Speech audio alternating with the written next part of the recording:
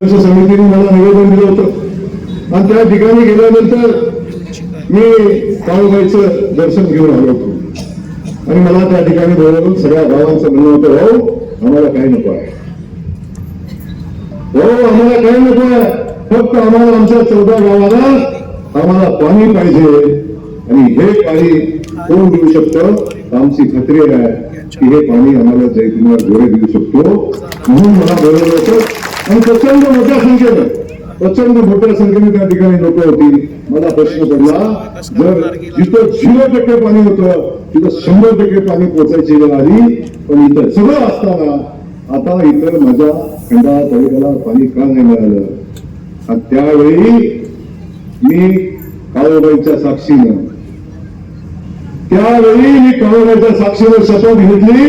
तेव्हा मी माझ्या बांधकामासाठी घेतली होती, आज मी माझ्या खंडाळा तालुक्यासाठी घेतली. काळूबाईच्या साक्षीने शपथ घेतली.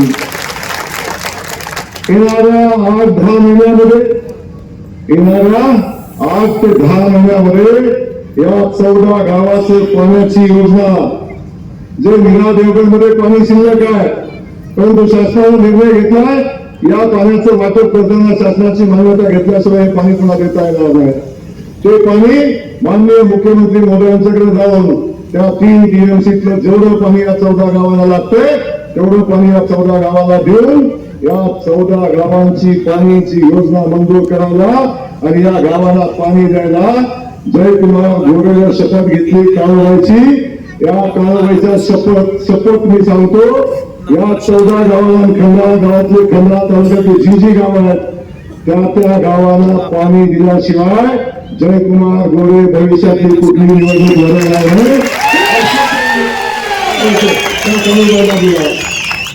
या भागाला मी आपल्याला सांगतो, अरे मी माझ्या मान खटावसाठी शपथ घेऊ शकतो, मी माझ्या मातीसाठी माझ्या माणसासाठी घेऊ शकतो, तरी खंडाळ्याची माती पण माझी आहे, खंडाळ्याची माणसं पण माझीच आहेत, माझ्या जिल्ह्यातले माझ्या मातीतले. आम्ही समदुःखी आहे. ज्या ठिकाणी दुष्काळ आहे त्या ठिकाणचा दुष्काळ नंतर झाला मला माहिती आहे. माझ्या आईनं 500 मीटरवरनं 1 किलोमीटरवरनं डोक्यावर हंड्यानं पाणी आणलंय आणि मग मी आंघोळ केली. त्या आईला हंड्यानं पाणी आणताना मी बघितलंय. शेताला पाणी मिळालं म्हणून शेतातलं पीक उभं जळून गेलं, तेव्हा वडिलांच्या चेहऱ्यावरचं दुःख जयकुमार गोरेवर बघितलंय. या मातीतल्या शेतकऱ्यांचं दुःख जयकुमार गोरेवर बघितलंय. जानेवारी महिना आला की झुंडीच्या झुंडी जयकुमार गोरेच्या घरी आमदार असताना यायच्या की आमच्या गावचा टँकर चालू करा, पहिला पाणी कमी करतोय, पुन्हा यायचं आमच्या जनावराला पाणी कमी करतोय. अशा पद्धतीचं दुःख त्या मानखटाच्या मातीमध्ये होतं. हे सगळं दुःख जयकुमार गोरेनं बघितलंय. पाणी इथं येत्या जवळ असताना, मीरा देवगडचं पाणी इथं पोचलं असताना आणि पाणी शिल्लक असताना आणि इथं सातत्यानं या सगळ्या सत्ता असताना सुद्धा इथल्या लोकप्रतिनिधीने आजपर्यंत या भागाला पाणी का नाही दिलं, हा माझा प्रश्न या निमित्तानं आहे. राजकारण म्हणून आज बोलत नाही, मी काळूबाईची शपथ घेतली. आज राजकारण नाही, आज या मातीच्या स्वाभिमानाचा दुष्काळमुक्तीचा विषय आहे. हे का नाही काढलं, हे का नाही केलं, का इथं जयकुमार गोरेला येऊन मी माझ्या खंडाळ्याच्या मातीला पाणी देतो म्हणून सांगायला लागलं. हे काम कोणाचं होतं, हे काम कोणाचं होतं. अरे मीरा देवगडचं पाणी ह्या वीर धरणात आलं आणि त्या धरणातलं पाणी तुमच्या वाट्याचं, या खंडाळा फलटण माळशिरस तालुक्याच्या वाट्याचं. फक्त केव्हाचं काम नाही झालं म्हणून ठराव केला शासनानं, असे बारामतीला दिला. आज स्थानात आमच्या मातीला मिळालं नाही. रणजित निंबाळकरांसारखा खासदार या भागाला मिळाला आणि त्यांनी हे पाणी पुण्या भागाला देण्यासाठी लढाई केली. आम्ही सगळ्यांनी लढाई केली. आता त्या पाण्याच्या योजना चालू झाल्या, केव्हाचं काम चालू झालं.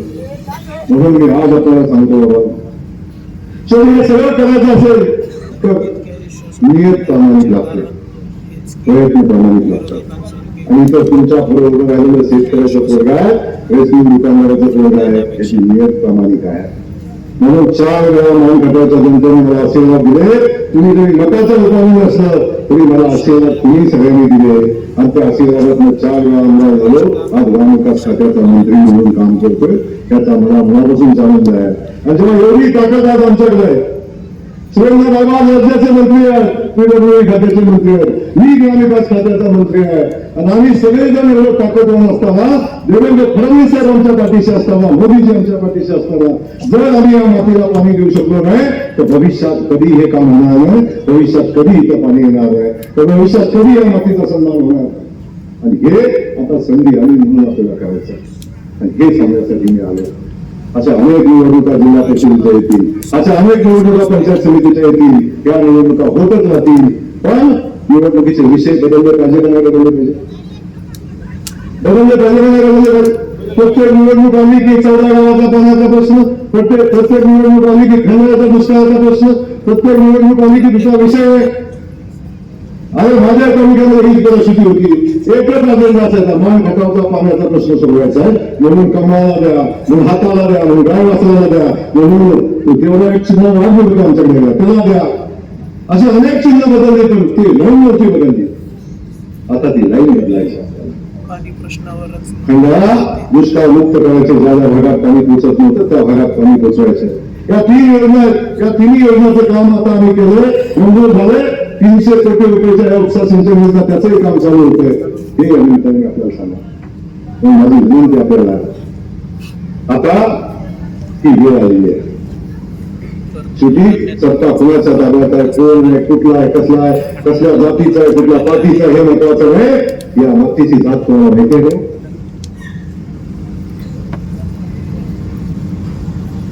प्रत्येक वेळी भूमिका सांगायची, प्रत्येक वेळी वेगळ्या काहीतरी सांगायचं, आणि लोकांना माणसामध्ये गडबड ठेवायचं, आणि आपली राजकीय पोळी भाजायची. हे गणित झालं. आता माझी विनंती आहे आपल्या सगळ्यांनी भूमिका घेऊ, आणि या खंडाळा तालुक्याला दुष्काळमुक्त करण्याचा संकल्प केलाय. त्या संकल्पात तुम्ही सगळ्यांनी साथ द्यावी, एवढीच विनंती आम्ही त्यांना करणार आहे. द्याल का साथ? द्याल का साथ? ही साथ तुम्हाला मागायला आलं. या ठिकाणी आता जिल्हा परिषद पंचायत समितीची निवडणूक आहे.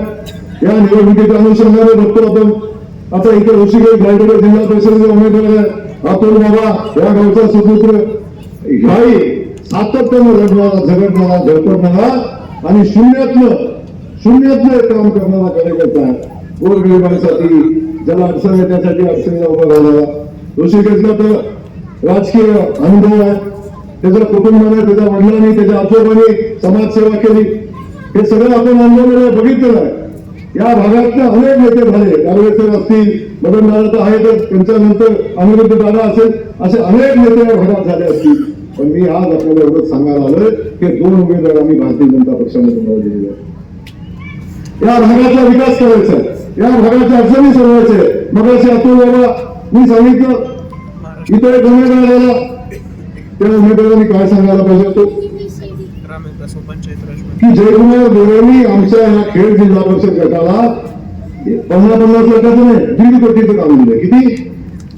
1.5 कोटीचं काम दिलंय, बरोबर ना? त्यांनी काय सांगायला पाहिजे होतं, आमच्याकडे पण मंत्री आहे, आम्ही खेड गटाला 3 कोटीचं काम देतो. सांगायला पाहिजे होतं. त्यांनी काय सांगितलं? त्याच्या 25-15ची कामं होणार नाही, देऊन देणार नाही.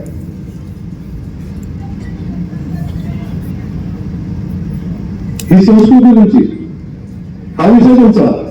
जयकुमार गोरे इथं आहे, आभारातून पडायचं माझं काम मला.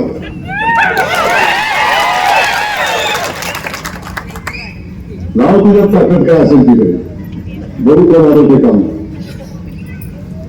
आणि बाकी विषय नाही. पण मी तुम्हाला सांगतो की ही जिल्हा परिषदेची निवडणूक आहे, पंचायत समितीची निवडणूक आहे, आणि दोन्ही संस्था ज्या आहेत, जिल्हा परिषद पंचायत समिती, ह्या दोन्ही संस्था या माझ्या ग्रामविकास खात्याच्या अंतर्गत येतात. ग्रामपंचायत सुद्धा माझ्या ग्रामविकास खात्याच्या अंतर्गत येते.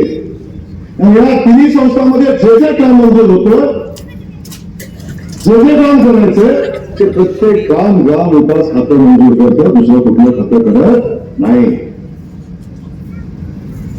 या खात्यातनं मुख्यमंत्री सडक योजना ग्रामविकास खात्याची, प्रधानमंत्री सडक योजना ग्रामविकास खात्याची, 30-54 रस्त्याची योजना ग्रामविकास खात्याची, 50-54 योजना ग्रामविकास खात्याची, गावातलं गटर करायचे ग्रामविकास खातं, गावातला रस्ता करायचा ग्रामविकास खातं, ग्रामपंचायत कार्यालय करायचे ग्रामविकास खातं, मंदिर बांधायचं ग्रामविकास खातं, स्मशानभूमी बांधायचे ग्रामविकास खातं, हायमास टोल बसवायचं ग्रामविकास खातं, घरकुल बांधायचे ग्रामविकास खातं, विहीर खोदायचे ग्रामविकास खातं, महिला बचत गट ग्रामविकास खातं, उमेद तुमचं ग्रामविकास खात्यात नाही काय.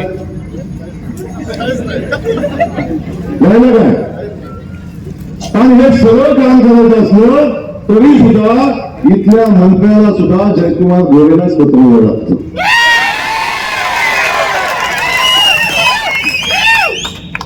गर्वाने नाही बोलतोय मी, समजून घ्या, गर्व नाही मला अभिमान आहे. या गावखेड्याची सेवा करण्याची संधी माननीय देवेंद्र फडणवीस साहेबांनी भारतीय जनता पक्षानं या गावखेड्यातल्या शेतकऱ्याच्या पोराला दिली, याचा अभिमान आहे. एवढं सगळं ग्रामविकास खात्यातून मिळते, त्याचं एकही काम तर पुनर्वसन खात्यातून मंजूर होत आहे.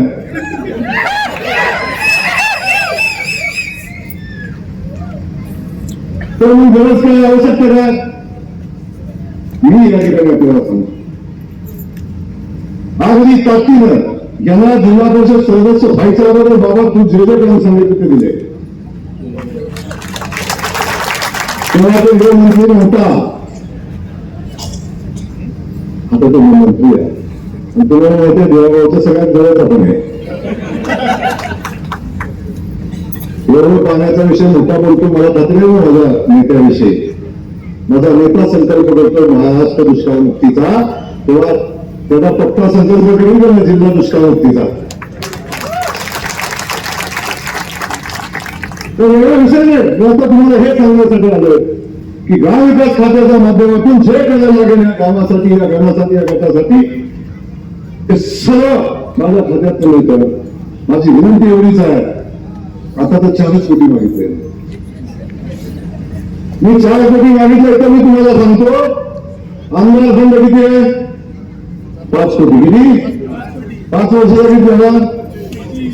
1 वर्ष होऊन गेलं, 5 वर्षा करा किती राहिला? 20. तर एका आमदाराने ठरवलं बाकीची कामं सोडून जर आमदार फंडात काम करायचंय तर 5 वर्षात 4 वर्षात किती करू शकतो? ते 20 कोटीचं काम करू शकतात. हा जयकुमार गोरे तुम्हाला शब्द देतो. हा माझा जिल्हा परिषद सदस्य, माझा पंचायत समिती सदस्य अख्ख्या मतदारसंघात नाही, अख्ख्या मतदारसंघात नाही, फक्त खेड जिल्हा परिषद गटात 21 कोटीचं काम होतं. काळजी नका, 1 कोटी जास्त.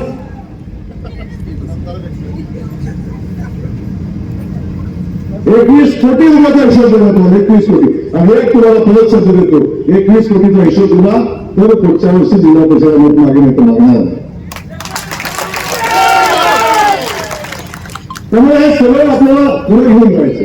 या भागाचा विकास हे जे थांबलेलं राजकारण आहे, सूडबुद्धीचं राजकारण, त्याचा एक आहे. आता मी मंत्री झालं, माझं मोठं असलं पाहिजे. आमदार झालं म्हणून मोठं असलं पाहिजे. मत दिलं नाही दिलं तुम्ही कामाला येईल का, पण कायम आरोग्याचं त्याने मत दिलं नाही, त्याने मत दिलं नाही, ह्याला बँकेतनं काढतो.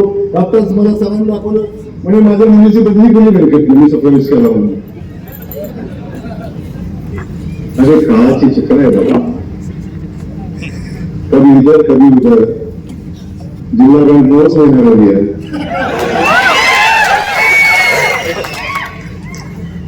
या महिन्यात सहन करा, नका करू. तेव्हा काळाची चक्र आहे बघा. आता बघा तुम्हाला मला झालेला त्रास, मी झालेलो पोलीस स्टेशन झाला त्रास, काळाची मेमरी. अरे यमानं जीआर काढलाय. आता तुम्हाला माहिती आहे यमानं जीआर काढलाय. पूर्वी कसं व्हायचं, नातू याचा, पंतू एक पोटाला याचा, आजा पोटाला याचा, खापरात जायचा, असंच ना पहिलं पोटाला जाय म्हणून आपण ते कार्यक्रम करायचो. आता होतं का तसलं काय? यमानं सांगितलंय आता पोटा विचारायचं बंद.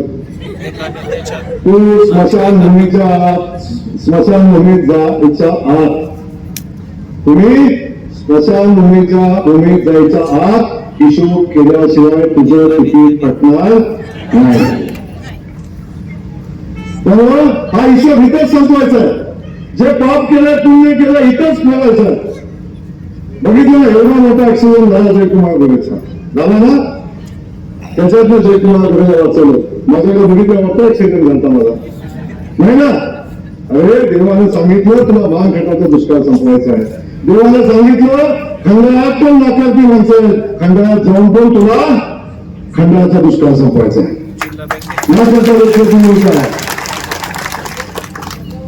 त्यामुळं या भूमिका आपण घेऊन काम करत असताना मला हे या निमित्तानं सांगायचं की कामाची चिंता नका करू.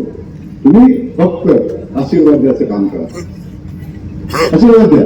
बाकी सगळं सगळं आमच्याकडे मान सन्मान तुम्हाला वाटतं कोण प्रसिद्ध करेक्ट आता तो सोडून द्यावं. देशामध्ये मोदीजींचं सरकार आहे, राज्यामध्ये देवेंद्रजींचं सरकार आहे, जिल्ह्यामध्ये आम्ही 2 मंत्री आहे. आता कार्यकर्त्याला त्रास होईल तेव्हा ते बंधाचा होईल आणि कोणाचा होणार नाही. आता माझा कार्यकर्ता सन्मानाने जाईल तहसीलदार कचेरीत, सन्मानाने जाईल पोलीस स्टेशन मध्ये. जे जे प्रश्न आहेत एमआयडीसीचा विषय आहे. अरे कधीतरी या इथला भूमिपुत्राचा विचार करायचा. कारखान्यात जायचं कॉन्ट्रॅक्ट घ्यायचं कारखान्याचाही जपायचं पण इथल्या गरीबाचं नाही, इथल्या पोराचं नाही. विषयच विषय इथलं हायवे शिवगाव मधनं निघाला हायवे इकडं चालला दोनांना जाताना रस्त्यात सगळ्या शेतकऱ्यांचे जमीन आधी घेण्याचे प्रश्न आहे. कधी घेतली बैठक कधी काढला मागे कधी संपवला प्रश्न. अरे तुम्ही प्रश्न संपवला, तुम्ही पाणी दिलं, तुम्ही विषय घेतले, कशाला जयकुमार गोरे इथे येऊन भाषण करील? माझ्या इथे जाऊन भाषण करा फक्त आम्ही इथे म्हणून बघू.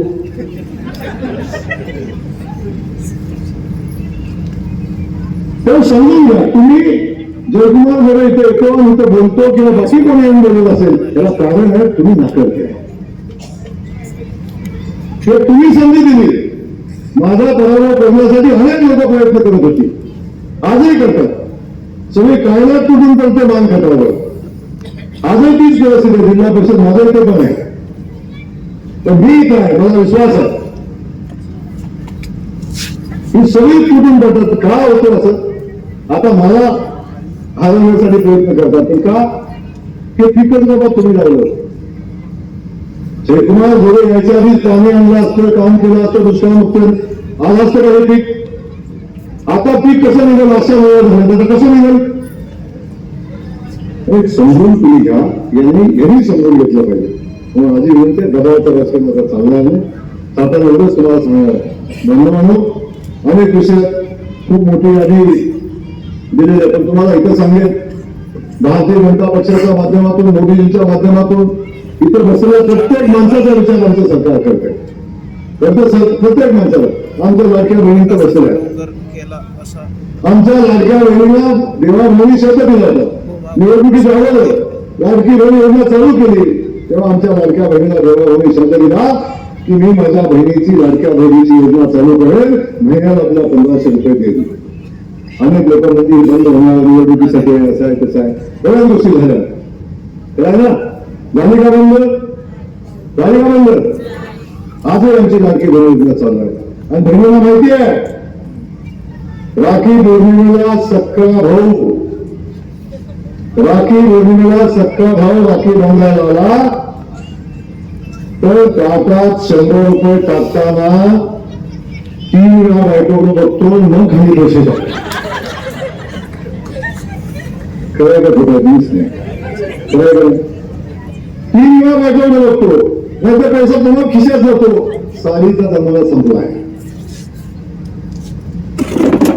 पण असं असलं तरी आमचा देवा भाऊ महिन्याला बहिणीच्या खात्यावर 1500 रुपये देतो. 1500 रुपये देऊन आमच्या बहिणीला स्वाभिमानाने सन्मानाने उभं करण्याचं काम आमच्या देवा भाऊनी केलं, भारतीय जनता पक्षाने केलं, कमाल केलं. लक्षात असू द्या. 100, 50, 500 रुपयासाठी हात पसरत नाही गेला आमच्याकडे. आणि 100, 200, 500 रुपये देताना घरी किती चाचणी असायला पाहिजे. कालच दिलं होतं आणि दिलं तरी किती खर्च झालं? राहिलेलं कुठं आहे? कळलं नाही. 10 वेळा हिशोब मारणार घरी आणि आमच्या बहिणीला 10 वेळा हिशोब वगैरे मारणार. आज परिस्थिती बदलली. सकाळी कधी लाडाला उठतो, कानाजवळ जातो आणि हळूच विचारतो खटाव शिल्लक किती आहेत? मी म्हणतो खरं का कुठं सांगा? खरं का नाही? हा सन्मान कोणी दिला? तुम्ही देवा होऊ दिला, देवावरच्या कमळाने ठेवा. कमळाला विषय नाही.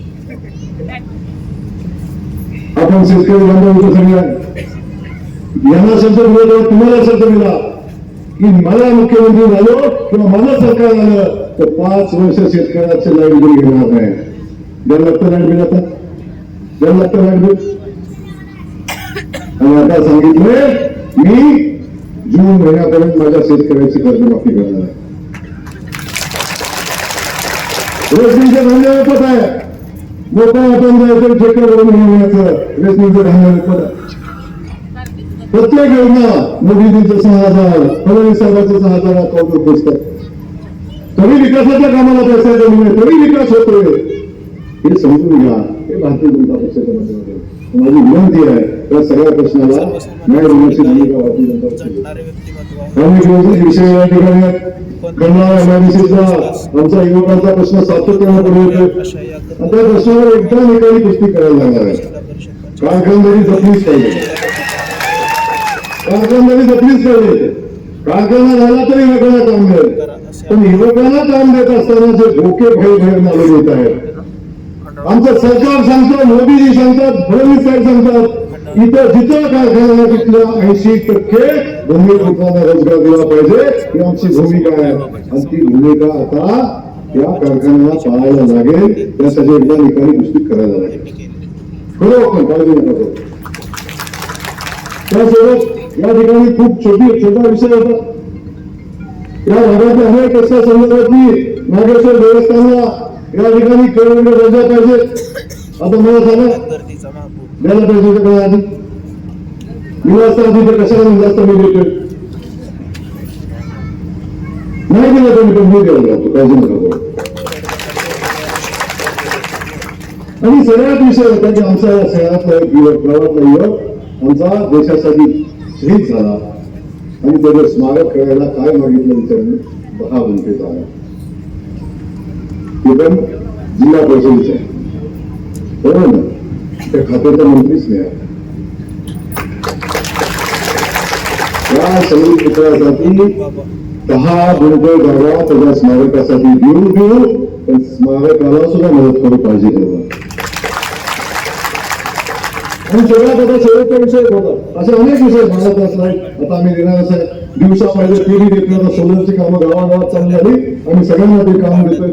आणि हे सगळं करत असताना आमच्या कनेर गावातल्या आमच्या युवकांचं म्हणणं आहे, भाऊ आमच्या इथे आमदार आले, तुम्ही आम्हाला शब्द दिला छत्रपती शिवाजी महाराजांचा पुतळा गावामध्ये बसू, हा शब्द त्यांनी दिला आणि तो शब्द त्यांनी पाळला नाही. तरुण वाले माझे मित्र आहेत आणि मी पण छत्रपती शिवाजी महाराजांचा माळा आहे. हा जो तुम्हाला जो शब्द देतो तुम्हाला या सगळ्या जनतेच्या साक्षीनं कनेर गावामध्ये शिवछत्रपतींचा पुतळा बसवण्यासाठी जे लागेल ते सर्व जे तुम्हाला देईल, चिंता करू नका.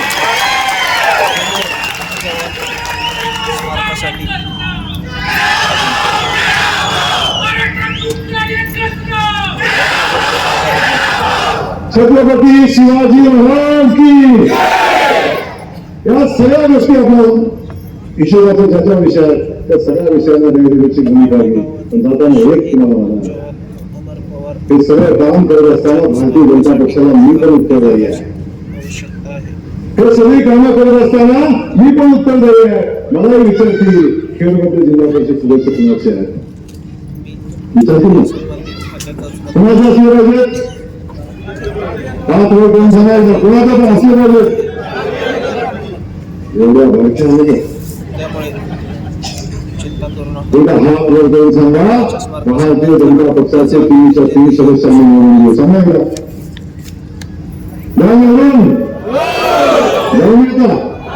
जय हिंद महाराष्ट्र.